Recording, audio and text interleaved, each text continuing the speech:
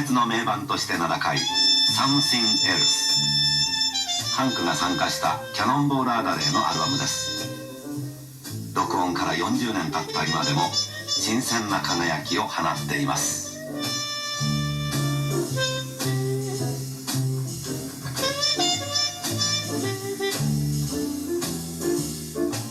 全体を貫くトーンはトランペットのマイルス・デイビスが作り上げたものと言われています。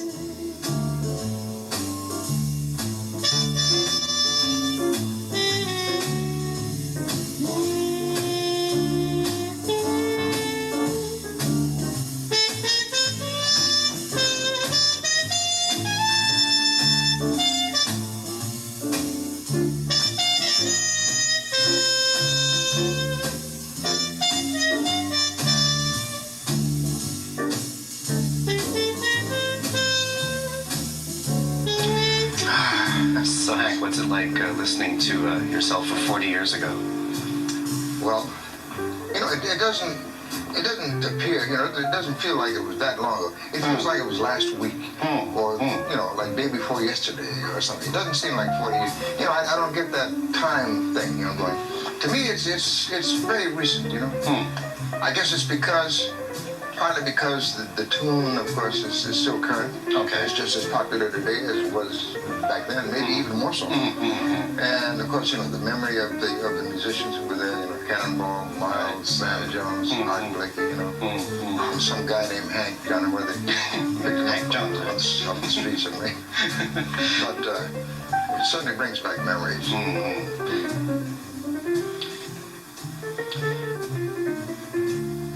Tim, well, of all those people on that album, Hank Jones, you're the only person that's still with us. Yes. Well, I paid up my insurance that weekend. Perhaps that had some bearing on it. I don't know. No, but you've been playing piano now for your career's over 50 years. I mean, what? And, well, I've been playing all the time, and I think I've really been lucky. Seriously, because a lot of fine musicians have passed since that. Sure. Of the people on this, as you said, I'm the only one still alive, and I consider myself very, very lucky in that respect, and fortunate. How about telling us a little bit about some of your memories of maybe Miles or Art Blakey or Cannonball? Well, the thing that I remember most, I think, about this date is that it was so relaxed. There was never any tension there. Miles came up with ideas. Cannonball came up with various musical ideas. I think that introduction that we played on Autumn Leaves was his idea of how it should start. And I think it's a viable concept, But the whole date was just so relaxed. And I think that if you start out with a relaxed atmosphere, you can create more. You can be more productive.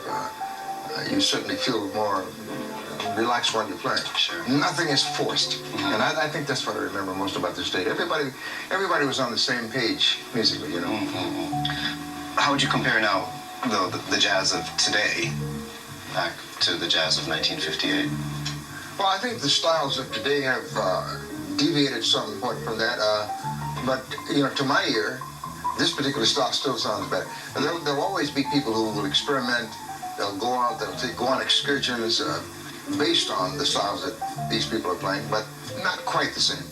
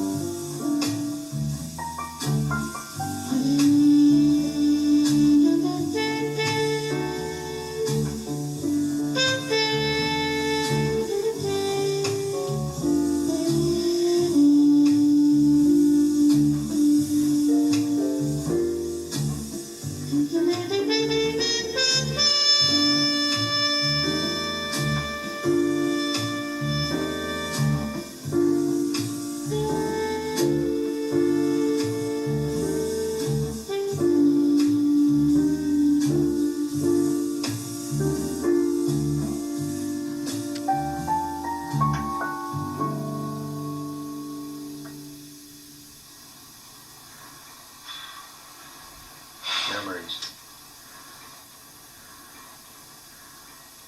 So what's it like hearing your own piano playing 40 years ago? You know, the thing that I know several things influenced me at the time. First of all, when I began the solo, I was playing immediately after Miles had played a solo. And I think that what you try to do is to play something that stays in that particular mood, that is closely related to the mood that he sets up with the previous solo. And I think that that's what I did, either consciously or unconsciously, because you get into the mood. The whole piece has a definite mood, and if you try then to tailor your whatever you do to that particular mood, then I think you're justifying the whole thing. Now, the other thing is,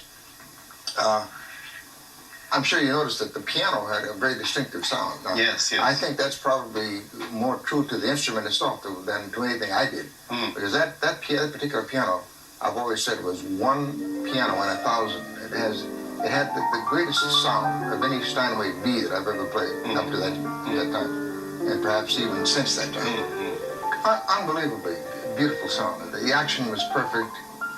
It had everything going for it. It was just a good example of great piano. A great example of good piano.